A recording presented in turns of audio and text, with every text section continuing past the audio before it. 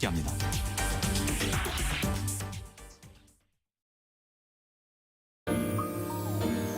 대한민국 중심 채널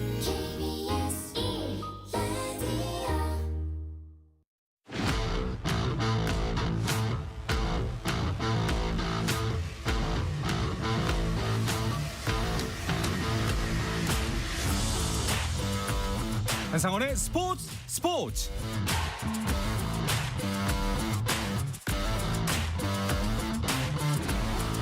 스포츠가 있는 저녁 어떠신가요? 아나운서 한상원입니다. 오늘 하루 이슈들을 살펴보는 스포츠 타임라인으로 출발합니다.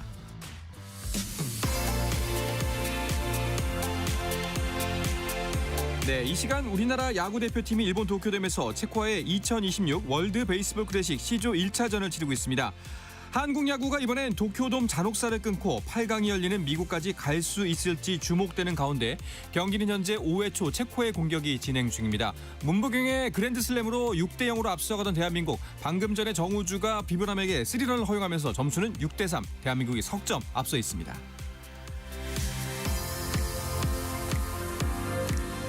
한편 앞서 낮 경기로 열린 대만 대 호주의 경기는 호주가 포주 퍼킨스의 5회 2점 홈런과 7회 바자나의 솔로 홈런에 힘입어 3대0으로 승리했습니다. 메이저리그 재입성을 노리는 뉴욕 매체 배지환이 이스라엘 WBC 대표팀과의 평가전에서 결승 적시타를 터뜨려 1타수 1안타 2타점의 성적으로 팀의 5대2 역전승에 앞장섰습니다. 튀르키예 프로축구 베식타시의 오연규가 이적 5경기 만에 4번째 골을 기록하며 절정의 득점 감각을 이어갔습니다. 이 소식은 잠시 후에 자세하게 전해드립니다. 아시안컵 우승에 도전하는 여자축구 대표팀이 필리핀과의 아시안컵 A조 예선 2차전 경기에서 3대0 완승을 거두고 조별 예선 2연승으로 조 1위에 올라 8강 진출이 유력해졌습니다. 피겨스케이팅 남자 싱글 기대주 서민규가 주니어 세계선수권대회 쇼트 프로그램에서 총점 86.33점을 받아 일본 나카타 리오에 이어 2위에 오르면서 3년 연속 입상 가능성을 높였습니다. 한국 탁구의 여자 에이스 신유빈과 남자 간판 장우진이 세계 랭킹을 기준으로 선발한 48명의 초청 대상자 명단에 이름을 올려 올림픽, 세계선수권과 함께 3대 메이저 대회로 꼽히는 2026 국제탁구연맹 남녀 월드컵에 출전합니다.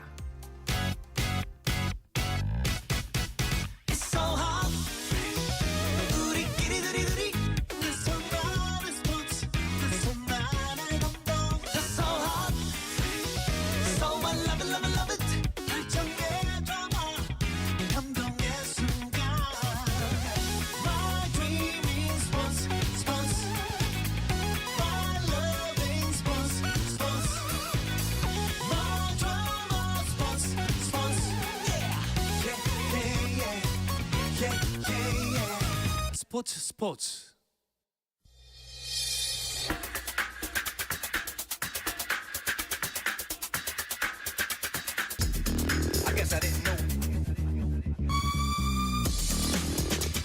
목요일 저녁에 나누는 해외 축구 이야기 해축통신 풋볼리스트의 김정용 기자, 인터풋볼의 신동훈 기자와 함께합니다. 어서 오십시오. 네, 안녕하십니까. 네, 김정용 기자가 지금 듣고 있습니다. 네, 바로 앞에 계신다고 하는데 지금 어제 올라오고 계신 것 같습니다. 그렇습니다. 지금 단신에서도 말씀을 드렸었는데 야구 월드컵 WBC가 진행 중인데 김정용 기자가 늘 야구는 잘 모른다고 말씀하셨었거든요. 그런데 야구를 보다 늦은 게 아닌지 약간 의심이 되는 대목입니다. 그렇죠. 지금 딱 3런 맞았더라고요. 네. 보니까 그래가지고 딱 하는데 눈을 뗄 수가 없는 장면이 있어가지고 네. 아마도 늦지 않았나. 네, 야구보다 늦었죠, 김정용 기자. 가정의 급한 사정으로 늦었습니다. 김정용입니다. 네, 자, 지금 이 시간 WBC 대한민국 대 체코와의 경기 막 지금 5회 초 체코의 공격이 끝났고요. 6대0으로 앞서고 있던 대한민국 지금 석점을 허용하면서 6대3 그래도 여전히 석점 리드를 하고 있습니다. 축구 얘기로 바로 넘어가도록 하죠. 야구 얘기는 중간중간 변화가 있을 때마다 저희가 짚어드리도록 하고 월드컵이 100일이 채 남지가 않았는데 정말 큰 변수가 생겼습니다. 맞습니다. 이게 축구에만 있는 변수가 아니고 사실 훨씬 큰 일이죠. 네. 국제적으로 지금 국제적인 어떤 지형도가 많이 변하고 있는데요. 네. 이란이 이제 이스라엘과 미국이 이제 합작했다고 알려져 있는 그런 공격이 있었고 또 뭐 반격이 있었고 뭐 이런 사정들이 중동 및 이란에서 이어지면서 네네네. 현재 이란은 올해 여름으로 예정되어 있는 월드컵 본선에 대표팀이 진출해 있는 상태인데 못 나올 가능성이 상당히 높아졌어요. 그렇습니다. 일단 사실상 지금 적국이잖아요. 예. 근데 이제 미국의 대표팀을 보내고 또 팬들이 오고 이걸 상상할 수 없는 상황까지 와버린 거죠. 네.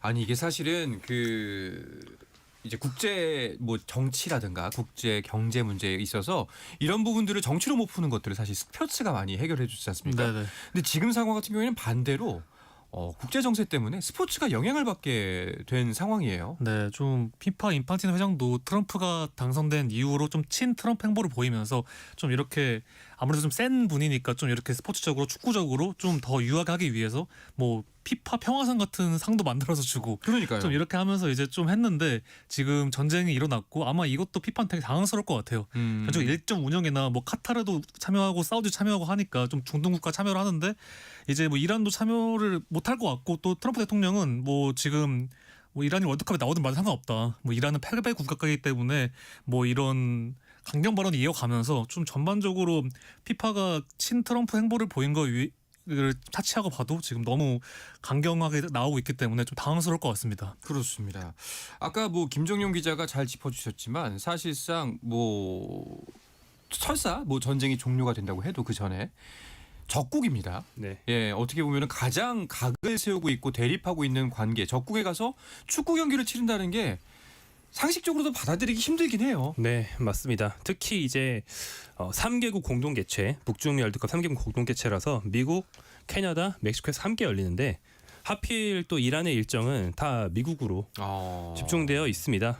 지금 G조에 벨기에, 뉴질랜드, 이집트와 함께 편성이 되어 있는데 미국 시애틀과 로스앤젤레스, 미국 서부죠. 미국 서부에서 경기를 치를 예정이었거든요.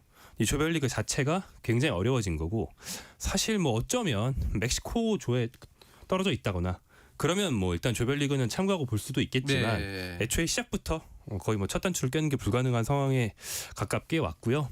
이제 두 분 말씀해 주신 뭐 그동안 피파의 친 트럼프 행보라는 건 미국의 기존에 좀 예상됐던 문제, 즉 뭐 국경선에서의 이민자 단속이나 이민자 추방 같은 작년까지 불거졌던 그런 문제에서 선수단과 대회를 보러 오는 팬들을 좀 자유롭게 하기 위한 네. 그런 행보였거든요. 그래서 뭐 이민 단속국이나 FBI, CIA 같은 기관들까지도 피파가 협조를 구하고 했었어요. 네. 근데 지금처럼 뭐 좀 더 근본적인 국가 간의 대립이 벌어지는 것은 피파의 손을 매우 많이 떠난 그런 문제가 됐습니다. 그렇습니다. 이게 근데 결과적으로는 출전을 못하게 되는 거지만 상황상 하지만 표면상으로는 출전을 안 하게 되는 거잖아요. 네네. 그렇게 해서 이란이 최종적으로 월드컵을 안 하게 된다, 보이콧하게 된다면은 어떻게 되는 건가요? 이게 사례가 좀 찾기 어렵기 때문에 지금 나오는 건 다 예측에 불과한데 일단 벌금 1,050만 달러, 우리나라 돈으로 155억 이걸 포기해야 되고 또 추가 벌금도 예상되고 아마 피파에서는 뭐 향후 월드컵 출전이나 아니면 피파 A 매치나 뭐 이란 뭐 각종 징계들이 좀 전망으로 나오고 있는데 사실 사례가 없다 보니까 좀 어려운 것 같고 또 이란을 넘어가지고 중동 축구가 지금 아시아 챔피언스리그도 이제 치르지 못하고 있고 또 중동 내에서 지금 이란이 미사일을 곳곳 쏘고 있기 때문에 좀 이 중동 축구 전체를 어떻게 관리하고 향후에 또 이게 갈등에 좀 골이 깊으니까 어떻게 관리해야 할 좀 큰 것 같아요. 그래서 지금 전반적으로 나오고 있는 건 다 예측이지만 피파도 정말 당황스러울 것 같습니다. 정말 이 사례가 없기 때문에 이런 사례가 그렇죠. 이게 뭐 피치 못할 사정이라고 해야 되는 건지 아니면 천재지변이라고 말할 수도 없는 것 같고요. 여러모로 그렇다고 해서 이란이 뭐 이런 상황을 다 무시하고 출전을 하기도 어려운 게 사실이지 않습니까? 맞습니다. 뭐 사실상 뭐 양국 간에 현재 급격히 나빠지고 있는 관계, 지금 조금만 나빠진 게 아니고 네. 점점 더 나빠지고 좀 장기화될 거라는 전망도 나오고 있잖아요. 그렇기 때문에 뭐 애초에 미국이 가는 게 불가능한, 경기는 주체치고 미국이 가는 게 불가능한 상황에 가까워지는 것 같고요. 네. 과거에 핵시설 공습 당시에도 월드컵 무대를 포기하진 않았던 그런 전례가 있었던 이란이기도 하고 뭐 아까 말씀해 주신 것처럼 스포츠가 정치의 논리를 뛰어넘는 경우들이 있고 오히려 어떤 화해 무드를 열어주는 역할도 하죠. 네. 뭐 핑퐁 외교라든지 이런 표현들은 그렇죠. 있었고요. 하지만 그것은 정말 가장 격화된 갈등이 아닌 시점에 그런 스포츠가 물꼬를 열어줄 수 있는 것이고 네. 이 타이밍이 너무 안 좋다는 거죠. 월드컵이 열리는 당해에 이런 일이 일어난다는 건 조금 푼 다음에 월드컵을 통해서 더욱 풀 수 있는 그런 계기를 그렇죠. 마련하기에는 좀 너무 첨예한 그런 상황입니다. 그렇습니다. 자, 말씀드리는 순간 WBC 잠시 경기 상황 전해드리면요. 지금 5회 말 대한민국 공격 상황에서 셰이 위트컴 선수가 연타석 홈런, 투런 홈런을 때려냈습니다. 그래서 점수는 8대3으로 다수점 차로 벌어진 상황입니다. 자, 그러면은 이 문제 관련해서 현재까지 나온 피파의 입장은 어떤가요? 사실 원론적인데 이제 사무총장 같은 경우에는 모든 진출국이 안전하게 참여하는 대회를 만들겠다. 뭐 이렇게 좀 원론적으로 하고 있는데 뭐 사실 피파가 이런 전쟁 상황에 대해서 예측 못했기 때문에 어떤 지금 뭐 해결책이나 그 국제 관계에 끼어드는 것도 웃긴 상황이잖아요. 그렇기 네. 때문에 지금 하고 있고 대신에 이란 축구협회장이 확실히 말한 게 이제 이런 공격을 당한 이후에 우리가 월드컵에 참여할 수 있을 것 같냐라고 이렇게 좀 말하면서 아마 월드컵 불장 가능성을 거의 공식적으로 좀 시사한 것 같아요. 그러다 보니까 이제 만약에 이란이 못 나올 경우에 그렇다면 누가 이제 그 자리에 나올 것이며 좀 이런 것도 되게 지금 혼란스러운 상황인 것 같습니다. 네. 만약에 이제 이란이 정말 못 나가게 된다면 그리고 그럴 가능성이 안타깝게도 굉장히 높아 보이는 상황인데요. 그 자리를 채우긴 채워야 되지 않습니까? 네, 그래서 같은 아시아에서 대륙별 쿼터를 최대한 지키는 게 좋으니까요. 차순위 팀이 나갈 가능성이 가장 높습니다. 네. 이게 피파에서 아주 명확하게 딱 이 순서다. 승계 순서를 정해놓은 명료한 규정은 없고 권장 규정 정도만 있거든요. 그래서 일각에서는 권장 규정이니까 좀 후순위라도 중국이 나가면 안 되겠냐. 뭐 이런 좀 중국 측의 희망이 섞인 그런 네. 보도도 나오긴 했습니다만 그럴 확률은 뭐 거의 아예 없다시피 하고요. 네. 현재로서 가장 확률이 높은 팀은 이제 이라크입니다. 이라크와 아랍에미리트가 그 대륙간 플레이오프 뭐 이런 마지막 단계 직전까지 가 있는 그런 상황에서 떨어지는 것이기 때문에 만약에 진짜 최종 단계에서 떨어지는 팀이 나오면 이제 그 팀이 이제 이란 대신에 출전권을 받을 가능성이 높고요. 근데 이제 뭐 그렇지 않기를 바랍니다만 지금 말씀드린 이라크나 아랍에미리트 모두 이제 이란은 중동으로 묶이진 않지만 중동 국가고 네네. 이제 같은 이슬람권의 국가로는 볼 수 있잖아요. 그래서 현재 상황이 더 확산돼서 다른 이슬람 국가 이미 월드컵 출전을 확정한 다른 이슬람 국가까지 불똥이 튈 가능성도 지금은 거론되고 있거든요. 그런 일이 없기를 또 바라면서 또 티켓의 승계까지 얘기해야 되는 그런 상황인 거죠. 전국이 워낙 혼란스럽기 때문에 뭐 어떻게 진행될지는 전혀 예측이 안 됩니다만 두 분께 그냥 가볍게 여쭤보겠습니다. 만약에 이게 문제가 심각해져서 출전하지 못하게 되는 국가가 많고 출전을 거부하는 나라가 속출하게 된다면 월드컵 자체가 미뤄지거나 무산될 가능성도 있을까요? 그렇지는 않을 거라고 봅니다. 예. 뭐 대부분의 경우에 뭐 그렇게 보이콧 같은 사태가 일어나도 대회를 보통 진행은 하죠. 뭐 이게 프로 경기지 뭐 국가대항전은 아닙니다만 뭐 우리나라에는 그런 일이 없어도 외국 스포츠에서는 가끔 선수 전체 파업으로 인해서 리그가 중단되고 이런 경우들을 우리가 보는데 네. 그 단축 시즌으로 시즌을 마무리하긴 하거든요. 뭐 그런 사례들도 있고요. 뭐 이게 전 세계 대전이 일어난 게 아니고 현재로선 국제적인 분쟁이기 때문에 뭐 그 지역을 제외한 나라들로 대회를 치를 것이 훨씬 유력하다고 보고 다만 말씀해 주신 것처럼 대회가 축소될 가능성 네. 뭐 다음 승계될 팀을 찾는 것도 한두 팀일 때 얘기지 말씀하신 것처럼 만약에 무더기로 보이콧을 하는 그런 경우가 생긴다면 대회가 축소되는 것은 불가피할 것이고 그 경우에는 파행 운영이 되는 거죠. 네. 이게 아니면 AFC 티켓을 주는 게 아니라 뭐 다른 대륙 약간 티켓 준다거나 왜냐면 이게 다 중동 국가가 지금 5차에서 올라가 있고 뭐 오만도 떨어지는 국가가 있는데 이 경우에는 AFC가 아니라 좀 뭔가 다른 대륙한테 주면서 뭔가 운영할 것 같습니다. 네, 알겠습니다. 그리고 이게 문제가 지금 이 전쟁뿐만이 아닙니다. 그 우리나라가 조별리그 경기를 치러야 되는 멕시코는 현재 치안이 굉장히 큰 문제예요. 맞습니다. 여기 또 미국이 이제 거론이 되고 있는데 네. 멕시코가 이제 한국이 경기를 하게 될 지역인 과달라하라를 비롯한 그 지역에서 그 이제 마약 관련 카르텔을 굉장히 강하게 단속하면서 카르텔의 수장을 사살하는 데는 성공을 했다고 하죠. 네. 이게 사실 이란 사태랑 좀 비슷하게 들리기도 하고 이렇게 강하게 멕시코 당국이 나오는 것에 미국 측의 압박이 있었다라는 이제 외신 보도가 많았습니다. 아무튼 그렇게 됐는데 뭐 이란도 그런 것처럼 사살했다고 이제 수장이 죽었으니까 끝난 게 아니라 뭐 카르텔의 케이스에는 후계 다툼으로 인해서 지역에 더욱더 큰 치안의 혼란이 일어날 것이다라는 전망이 훨씬 크고요. 네. 실제로 지금 그렇게 되고 있다고 하고 그래서 이 혼란이 월드컵 지금까지 가라앉지 않는다면 이 과달라하라 지역에 가서 각국의 축구 팬들이 축구를 본다는 건 정말 굉장히 어려운 일이 되는 거죠. 네. 이게 참 스포츠 소식 전하면서 이렇게 좀 침울하거나 안타까운 소식을 전하는 경우는 이제 선수들의 부상 소식 정도였는데 더 무거운 이야기를 좀 전하게 되는 것 같아서 시작부터 좀 안타깝긴 합니다. 여러모로 어수선한 상황임에도 불구하고 일단 우리 입장에서는 그럼에도 불구하고 차근차근 본선 준비는 착실하게 해 나가야 합니다. 네, 지금 100일 앞두고 있는데 홍명보 감독이랑 김진규 코치나 김동진 코치가 유럽 현지에 돌면서 유럽파들을 만났고 영국에서는 뭐 배준호, 엄지성, 양민혁을 만났고 전진우와 황희찬까지 더해가지고 면담을 했고요. 독일에서는 이재성을 만났고 옌스 카스토르프와도 대화를 했습니다. 그리고 그 김에 권혁규, 독일 2부의 카를루스에 있는 권혁규 경기도 보러 갔고 네덜란드 황인범, 미넨 김민재, 프랑스 이강인까지 해가지고 경기를 다 보고 온 다음에 좀 유럽파 점검을 했고 한국에 와서도 춘천에서 이제 아시아 챔피언스리그 관전을 하면서 좀 체크를 확실히 하고 있습니다. 3월 A매치를 앞두고 좀 이제 홍명보 감독도 여러 상황으로 인해서 월드컵이 더 관심받고 있는 것 같은데 네. 좀 여러모로 잘 준비하겠다라고 말을 하면서 아마 4월 A매치 명단이 곧 나오는데 거기서 좀 이제 6월 월드컵 명단에 대한 윤곽이 나올 것 같습니다.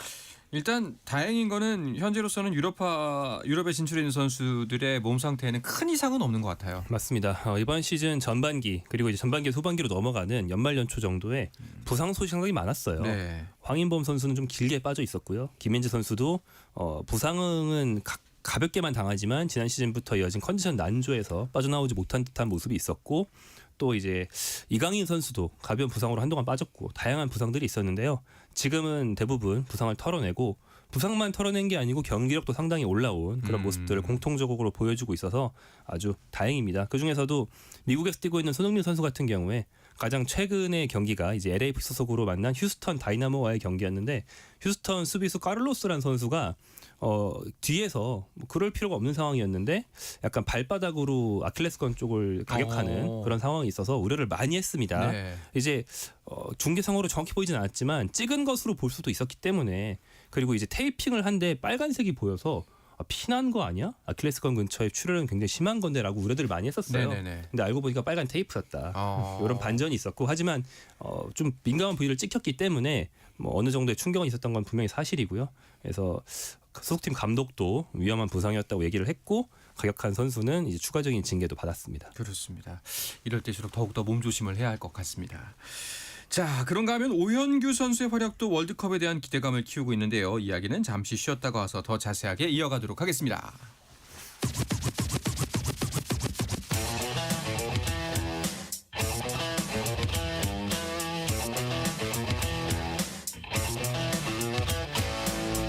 짜릿함이 살아있는 시간 한상원의 스포츠. 자, 목요일은 나누는 해외 축구 이야기 해축통신 풋볼리스트의 김정용 기자, 인터풋볼의 신동훈 기자와 함께하고 있습니다.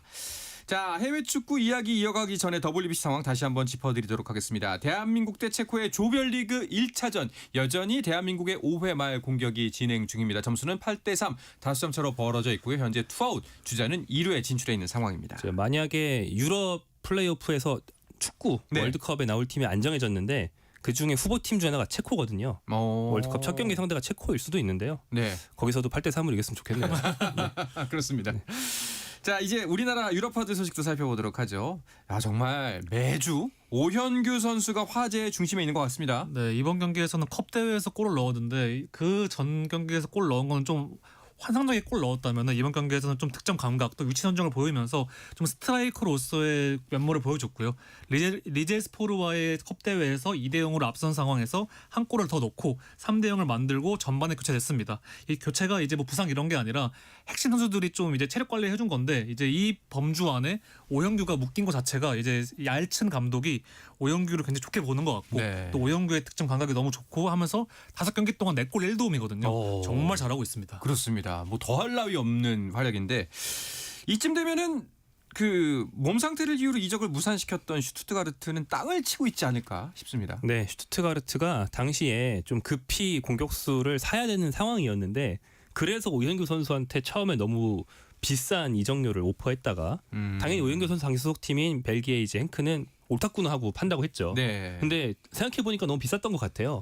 그래가지고 뭐 몸 상태나 이런 핑계를 대면서 깎으려다가 결국 무산이 됐는데 애초에 자신들이 비싸게 불러놓고 그렇게 무산시킨 게 좀 선수한테만 상처가 되는 상황이었던 거죠. 네. 근데 지금 튀르키예에서 오영규 선수가 5경기 동안 이제 컵대 포함 4골 1도움, 경기당 1.0개 공격 포인트를 올리면서 굉장히 잘하고 있는데 이 상태로 1년만 가면 빅리그로 다시 진출할 수 있다고 쳤을 때 이 종료가 엄청나게 높을 것 같거든요. 슈투트가르트 입장에서는 그때 그게 제일 싼 거였구나. 그렇죠. 이런 생각을 할 수도 있지 않을까. 심지어 뭐 몇 배 남길 수 있는 네. 장사를 하면은 그런 기회였는데 정말 뼈저리게 후회하고 있지 않을까 하는 생각이 듭니다. 자, 오현규 선수가 자신감까지 장착한 상황이기 때문에 월드컵에서의 활약도 무척 기대가 될 뿐더러 그리고 이런 흐름이라면은 주전으로 안 쓸 이유가 없겠죠. 네, 오영규 선수가 또 그 2022 카타르 월드컵 때 명단에 있었습니다. 근데 그게 정식 명단이 아니라 훈련 좀 이렇게 예비 명단에 있었는데 그때 그게 좀 오영규 인생에 좀 착각이 된 것 같아요.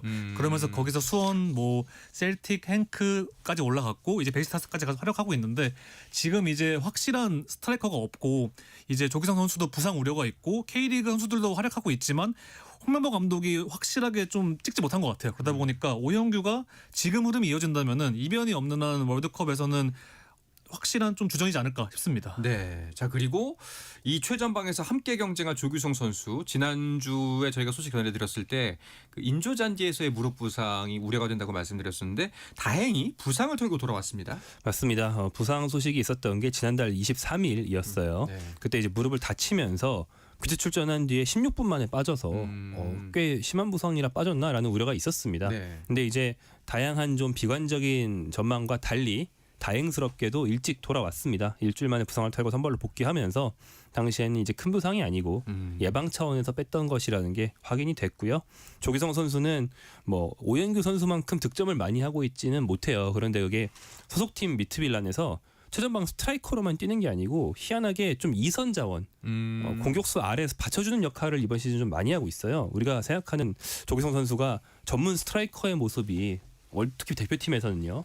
주로 많은 분들이 기억하실 텐데 좀 의외죠. 네. 그래서 득점이 좀 적은 면도 있는데 아무튼 늘 말씀드리는 것처럼 1년 이상 쉬었기 때문에 건강을 되찾는 게 급선무고요. 골은 언제든 터질 수 있는 것이기 때문에 일단 긍정적인 전망으로 월드컵 본선을 향해서 몸을 끌어올리고 있습니다. 네. 자, 그리고 백승호 선수도 복귀를 했다는 소식이 있습니다. 네, 지난 2월 달에 이제 웨스트브로미치 알비온전에서 어깨 부상을 당한 이후에 약 한 달 만에 나왔는데 뭐 백승호 다운 모습을 보여줬습니다. 이제 백승호 선수 부상이 조금 더 관심이 끌었던 이유는 박용우, 원두재 같이 3선 자원이 많이 부상당하면서 그렇죠. 좀 백승호 선수도 부상 당할 경우에 진짜 중원이 진짜 없다 이런 말도 나오고 있었는데 다행히 큰 뭔가 결장 기간 없이 이제 돌아오면서 이제 3월 A 매치 때 승선을 한 경우에는 정말 이제 건강한 게 확실되거든요. 또 이날 경기에서 복귀전을 가지면서 이제 좋은 모습 보였기 때문에 이제 좀 더 부상 복귀를 하고 컨디션을 끌어올린다면은 홍명보 후에 좀 도움이 될 것 같습니다. 네. 뭐 우리나라뿐만 아니라 월드컵을 준비하고 있는 모든 나라 입장에서는 이제 현 상황에서는 드라마틱한 뭐 실력, 경기력 향상보다는 주전들의 부상 이 걱정이 가장 클 텐데 부상에 대한 조심하는 면이 가장 클 텐데 각 나라마다 부상 소식이 계속해서 들려오고 있어요. 맞습니다. 뭐 축구계에서 부상이라는 건 정말 없으면 좋겠지만 또 없을 수는 없거든요. 네. 또 워낙 많은 스타들을 우리가 동시에 소식을 듣다 보니까 어떤 선수는 또 어떤 대표팀에는 안타까운 부상이 있을 수밖에 없습니다. 가장 최근에 그 사례는 이제 레알 마드리드와 브라질 대표팀에서 활약하는 2선 자원 호드리구였는데요. 호드리구 선수는 브라질 대표팀에 10번을 달고 있는데 다른 나라는 몰라도 브라질 같은 경우에는 7번이 아닌 10번이 가장 상징적인 번호고 펠레의 뒤를 잇는 번호거든요. 네네. 그래서 네이마르가 최근에 대표팀 경기 못 뛰고 있을 때 네가 내 후계자다 이 말을 했을 정도로 호드리구한테 힘을 많이 실어주고 있었는데 그 호드리구가 최근 레알 마드리드 경기에서 십자인대와 이제 무릎 바늘판이 동시에 파열되는 굉장히 큰 부상을 당해서 월드컵은 거의 무조건 못 뛴다고 봐야 될 것 같아요. 네. 무조건 월드컵은 못 뛸 정도의 큰 부상을 당했습니다. 그래서 네이마르 선수가 굉장히 안타깝다는 개인적인 위로를 또 공개적으로 전하기도 했는데요. 또 역설적으로는 네이마르 선수의 경우에는 손흥민 선수랑 동갑이에요. 근데 부상으로 최근 2년 정도 굉장히 고생을 해서 대표팀에 복귀할 수 있는지가 화두였는데 호드리구 선수가 빠졌고 네이마르 선수는 건강을 되찾아서 뛴 지 몇 달 됐거든요. 그래서 오히려 그 자리를 또 네이마르가 메우게 되는 게 아니냐. 그렇네요. 오히려 네이마르한테는 호재가 아니냐라는 좀 얄궂은 얘기도 나오고 있는데 네. 브라질 입장에서는 이 자리를 어떤 선수로 어떻게 대체하느냐가 굉장히 큰 숙제로 다가옵니다. 그렇습니다. 자, 그리고 우리 바로 옆 나라죠. 일본에도 부상 소식이 있고 또 그리고 호날두 선수도 햄스트링 부상 소식이 있네요. 네, 일단 일본에는 미토마 선수인데 이제 미토마 부상도 되게 우려되는 이유가 뭐 이제 일본이 지금 미나미노랑 엔도 와타루가 이제 시즌아웃 부상 당해서 월드컵을 아마 큰 이변이 없으면 못 될 것 같습니다. 근데 이 상황에서 미토마까지 부상 당한다. 물론 지금 심각한 부상은 아닌 것 같긴 하지만 발목 부상이거든요. 또 미토마가 올 시즌 내내 좀 잦은 약간 뭐 크고 작은 부상에 시달리면서 좀 약간 힘들었기 때문에 미토마마저 못 나온다면은 지금 이제 모리아스 하지메 감독이 구상하고 있는 이 3-4-3 포메이션에서 좀 흔들리기 때문에 되게 주의 있게 보고 있는 것 같고 또 호날두의 부상은 이 선수도 또 햄스트링 부상 당했거든요. 또 나이가 확실히 있기 때문에 이 알라 아스르에서는 재활 프로그램을 해가지고 좀 집중 관리를 한다라고 하는데 굉장히 지금 전 세계적으로 봤을 때 뭔가 아까 말씀 주신 것처럼 뭔가 누구를 쓰냐보다 누가 그때까지 남아있냐가 중요한 것 같아요. 지금 워낙 체력 특히 유럽 같은 경우에는 너무 일정 빡빡하다 보니까 좀 부상 관리가 좀 월드컵의 최대 변수인 것 같습니다. 알겠습니다. 자, 그러면은 유럽 축구 소식 전하면서 오늘 방송은 정리를 해보도록 하죠. 자, 지금 일단은 프리미어리그 이야기를 해보도록 하겠습니다. 결국 지금 시즌 막바지로 가면서 관건은 강등과 우승입니다. 네, 맞습니다. 강등을 얘기할 때 네. 이 팀을 올해 또 강등권에서 얘기해야 되냐 싶은 팀이 또 등장하는데 토트넘 호스퍼입니다. 토트넘 호스퍼가 시즌 초에 상당히 부진해서 이번 시즌을 시작했던 프랑크 감독을 경질한 바가 있는데요. 그 뒤에도 제대로 반등을 못했어요. 네. 그러면서 현재 강등권과의 승점 차가 놀랍게도 단 1점입니다. 네, 16위인데 18위와 1점 차이예요. 그리고 이제 한 경기를 덜하긴 했는데 그 한 경기 덜한 것도 만만치 않은 상대 팰리스와의 경기여서 진다면 진짜 1점 차가 되는 것이기 때문에 지금 정말 강등 위기입니다. 그래서 토트넘이 강등권이 웨스트햄, 벌리, 울버햄튼에 합류할지가 좀 궁금한 부분이고 네. 황희찬 선수가 있는 울버햄튼은 뭐 거의 강등 확정 분위기긴 했는데 최근에 리버풀을 뜻밖에도 잡아내면서 네.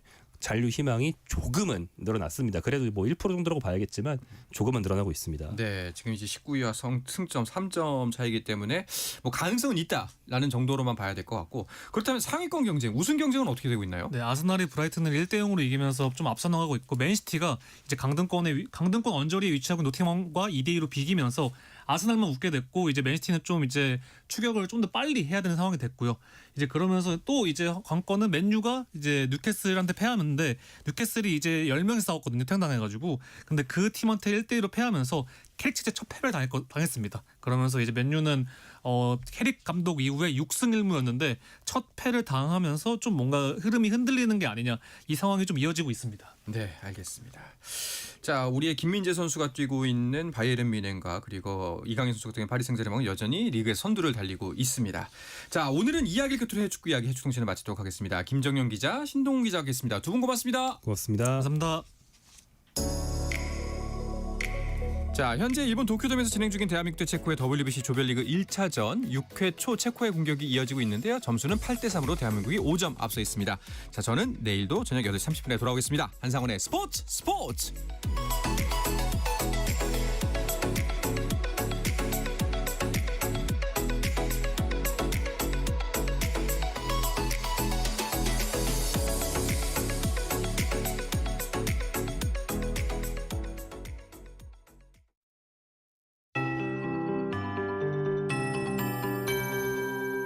KBS